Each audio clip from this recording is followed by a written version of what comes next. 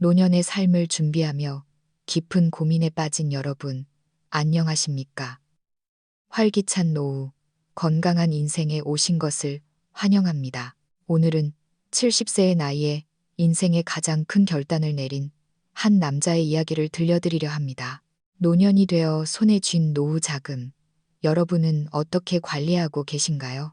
은행에 넣어두자니 물가 상승에 돈 가치가 떨어질까 겁나고, 자식에게 주자니 내 앞날의 보장이 사라질까 두렵지는 않으신가요? 오늘 소개해드릴 김진수 씨는 다른 이들처럼 자식에게 무조건 돈을 내어주거나 무모한 투자에 뛰어들지 않았습니다. 그는 아주 현명하고도 단호한 방식으로 자신의 노후를 지켜냈습니다. 하지만 그 과정이 결코 쉽지만은 않았습니다. 가슴 아픈 갈등과 고뇌의 시간을 견뎌야 했죠. 만약 여러분도 자식을 도와야 할지 말지 망설이고 있거나 홀로 남겨질 노후가 걱정된다면 오늘 진수 씨의 이야기에 귀를 기울여 보시기 바랍니다. 제 이름은 김진수, 올해로 70이 되었습니다. 은퇴한 지는 벌써 몇 년 되었네요. 젊은 시절 저와 아내 영숙이는 공장에서 일하기도 하고 시장에서 취준 일을 하며 억척스럽게 살았습니다. 그러다 몸이 예전 같지 않아 조금 일찍 퇴직을 했죠. 매달 나오는 연금은 150만 원 남짓이지만 워낙 절약이 몸에 밴 부부라 둘이 살기엔 부족함이 없었습니다. 아이들은 진작 가정을 꾸려 독립했습니다. 아들 도현이는 서울에서 영업팀장으로 일하고 있고 며느리 지원이는 전업주부로 5살 난 손주 하준이를 키우고 있습니다. 딸 미나는 이곳 고향에서 초등학교 교사로 일하며 남편과 오순도순 살고 있지요. 겉보기엔 노후 걱정 없는 평범하고 화목한 가정입니다. 가끔 딸아이 생활비에 보탬이 되라고 용돈을 쥐어줄 정도의 여유도 있었으니까요. 우리 부부는 평생 아끼고 모은 돈, 그리고 영숙이가 최근까지 노인 일자리 사업에 참여하며 한 푼 두 푼 모은 돈을 합쳐 약 1억 5천만 원 정도의 예금을 가지고 있었습니다. 나중에 몸이 아파 병원 신세를 지거나 요양원에 가야 할 때를 대비해 마지막 보루로 남겨둔 돈이었죠. 그런데 나이가 들다 보니 세상 일이 뜻대로만 흘러가지 않더군요. 주변 친구나 친척들 사이에서 노후 자금을 자식에게 빌려줬다가 비참한 말년을 보내는 사례를 너무 많이 봐왔기 때문입니다. 옆집 살던 박신의 할머니가 그랬습니다. 아들이 사업 자금이 필요하다고 해서 살던 집을 담보로 대출을 받아줬는데 3년도 안 돼 집은 경매로 넘어가고 지금은 딸네 집에 얹혀 살며 눈치만 보고 계시거든요. 그날 저녁 영숙이가 부엌에서 설거지하며 한숨 섞인 목소리로 말했습니다. 여보, 우리도 이 돈 어디에 둬야 안전할지 진지하게 고민해 봐야 하지 않을까요? 사실 저도 밤잠을 설치며 같은 생각을 하고 있었습니다. 우리 나이에 예기치 못한 사고라도 터지면 수술비며 입원비며 수천만 원이 깨지는 건 순식간인데 그때 가서 내 손에 돈이 없으면 누구를 의지하겠습니까? 어느 날 단골 병원에서 무료 건강 강좌가 열린다는 소식을 듣고 갔다가 문득 정신이 번쩍 들었습니다. 구석에 놓인 혈압계를 바라보며 한숨을 내쉬는데 시장에 다녀온 영숙이가 묻더군요. 당신 또 도연이 생각하죠? 제가 고개를 끄덕이자 아내는 땅콩을 까며 조용히 덧붙였습니다. 최근에 도연이가 너무 자주 내려오는 것 같지 않아요. 바쁘다던 애가 3주가 멀다 하고 찾아오는 게 아무래도 우리 돈 생각하는 것 같아서 마음이 안 좋네요. 불안한 예감은 틀리지 않았습니다. 며칠 뒤 아들 내외가 손주를 데리고 집으로 내려왔습니다. 그날의 저녁 식사는 우리 부부가 꿈꿨던 평온한 노후를 완전히 뒤흔들어 놓았습니다. 토요일 저녁 햇살이 따스하게 내리쬐는 거실에서 영숙이는 아들이 좋아하는 소갈비찜과 시원한 배춧국을 정성껏 준비했습니다. 도연이가 오기만 한다면 이 정도 고생이야 기쁘지.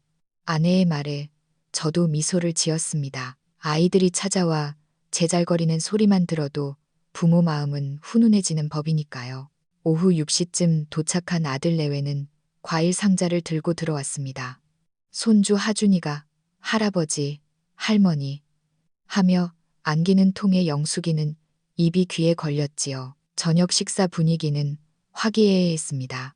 며느리 지원이도 어머니 갈비찜이 최고예요 라며 칭찬을 아끼지 않았고 하준이도 밥 두 그릇을 뚝딱 비웠습니다. 하지만 식사가 끝날 무렵 지원이가 조심스럽게 젓가락을 내려놓더니 제 눈치를 살피기 시작했습니다. 아버님, 어머님, 사실 드릴 말씀이 있어요.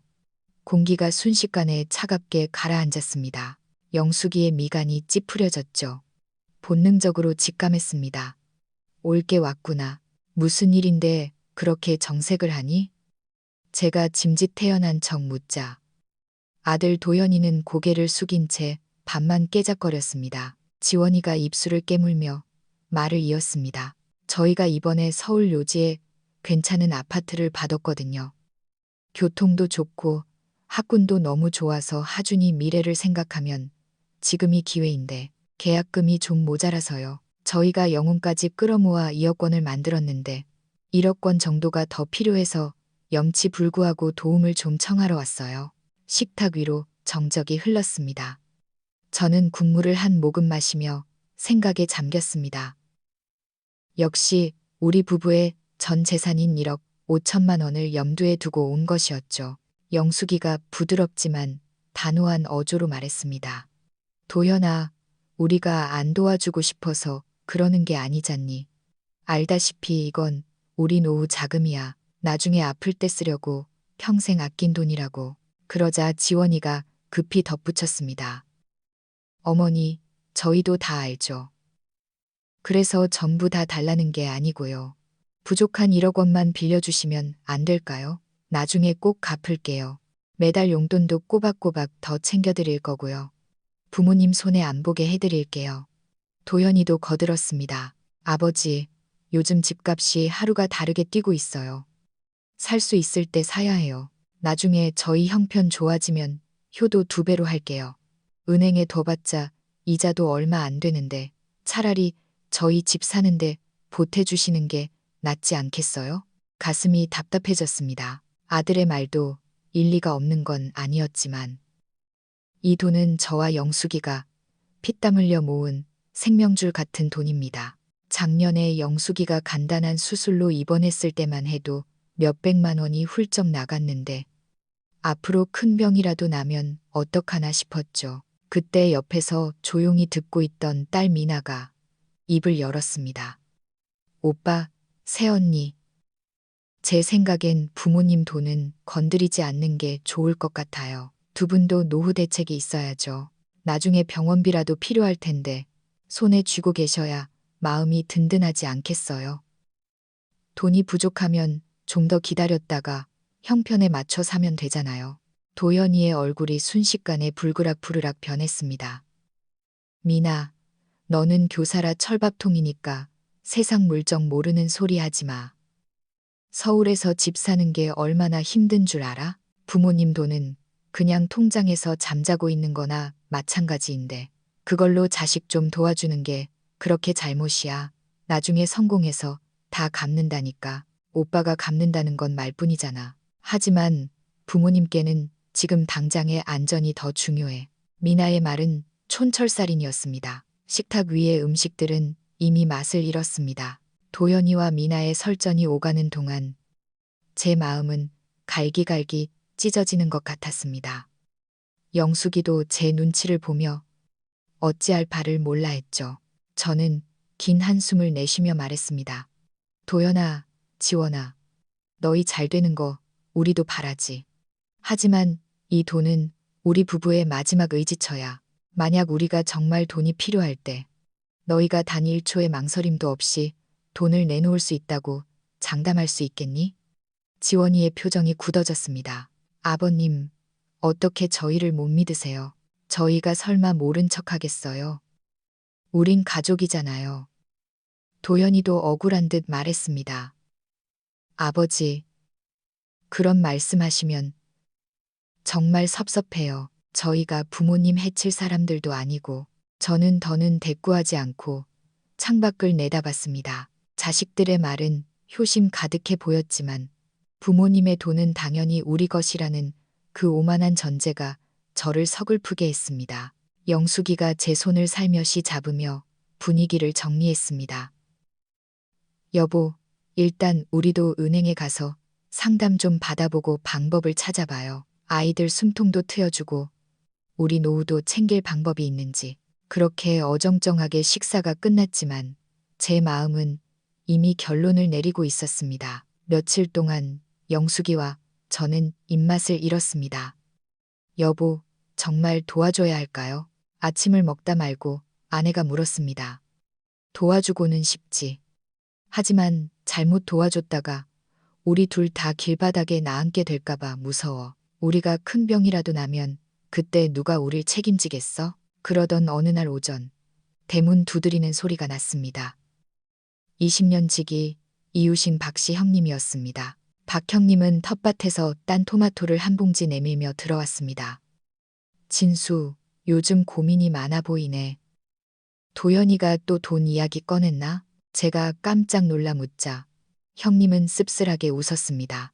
요즘 젊은 애들 다 똑같지. 집값이다, 교육비다 힘들겠지만 그렇다고 부모 노후 자금까지 탐내면 안 되는 법이야. 나 작년에 뇌졸중으로 쓰러졌던 거 알지? 그때 일주일 입원하고 재활 치료받는 데만 3천만 원 넘게 깨졌어. 젊을 때 들어둔 보험 아니었으면 나 지금 이 자리에 없었을 거야. 박 형님은 제 눈을 똑바로 쳐다보며 진심 어린 조언을 해주었습니다. 자식이 나중에 돌봐준다는 말 그냥 들어두기만 해. 걔들이 나빠서가 아니라 세상이 너무 팍팍해서 그래.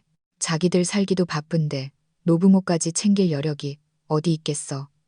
차라리 돈을 너희가 꽉 쥐고 있어. 요즘은 주택연금도 있고 고령자 신탁 같은 것도 잘 되어 있거든. 실버타운도 예전 같은 양로원이 아니야. 건강관리도 해주고 친구들도 있고 돈을 신탁에 맡겨두면 사기당할 염려도 없고 자식들이 마음대로 가져가지도 못해. 그날 밤 저와 영숙이는 텔레비전도 켜지 않은 채 식탁에 마주 앉았습니다. 우리가 평생 모은 1억 5천만 원 어떻게 관리해야 할까? 영숙이의 물음에 저는 결심한 듯 대답했습니다. 내일 은행이랑 신탁회사를 가봅시다. 그냥 입출금 통장에 넣어두면 물가 때문에 돈 가치만 떨어지고 마음이 약해져서 자식들 줘버릴지도 몰라요. 우리 자신을 지킬 방법을 찾아야 해요. 다음 날부터 우리는 바쁘게 움직였습니다. 시중은행의 자산관리센터를 방문해 고령자 안심 신탁에 대해 상담을 받았습니다. 신탁에 돈을 맡기면 매달 일정 금액이 생활비로 지급되고 목돈이 필요할 때는 엄격한 절차를 거쳐야 하기에 자녀들이 함부로 손을 댈 수 없다는 점이 마음에 들었습니다.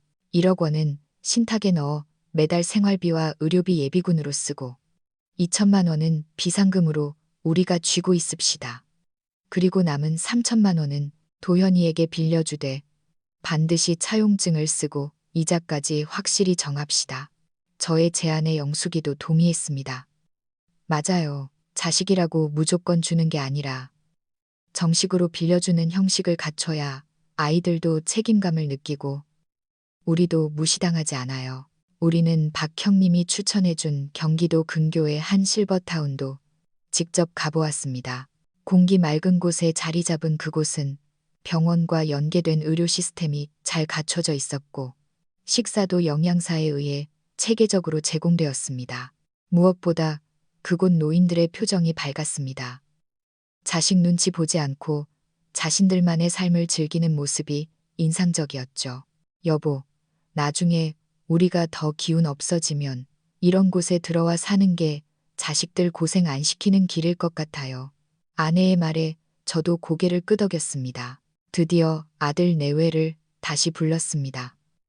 거실 탁자 위에는 신탁 계약서 사본과 미리 작성해둔 차용증 양식이 놓여 있었습니다. 도연이와 지원이는 긴장한 표정으로 자리에 앉았습니다. 우리가 고민 끝에 내린 결론을 말해주마. 저는 차분하게 말을 시작했습니다.